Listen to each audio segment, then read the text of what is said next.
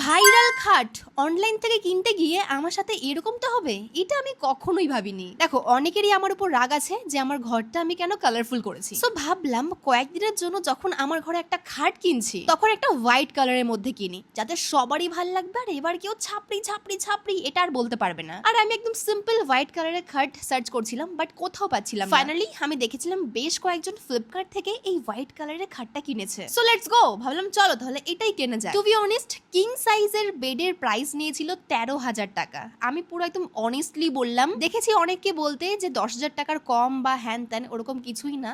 King সাইজের বেডের দাম হচ্ছে 13,000 টাকা আর কুইন সাইজের বেডের দাম হচ্ছে 11,000 টাকা সামথিং দেখলাম। বাট রিসেন্টলি আমার পিনকোডে এটা আউট অফ স্টক রয়েছে। খাটটা আসার পরে এটা আমি নিজে মোটেও আনবক্সিং করি। এই খাটের সঙ্গে ইনস্টলেশন একদম ফ্রি ছিল, তো একটা মিস্ত্রি এসেছিলেন খাটটা সেট করার জন্য, তো উনি এসেই আনবক্সিং করে আর দেখে খাটটা পুরো মিডিল দিয়ে একদম ক্র্যাক, মানে অনেকটাই ফাটা। ইভেন উনি এটাও বলে যায় যে এই খাটটা মোটামুটি ভালো হবে না, সাজেস্ট করে যায় আমাকে অন্য একটা খাট। নেক্সট ভিডিওতে সেই খাটটা দেখাবো।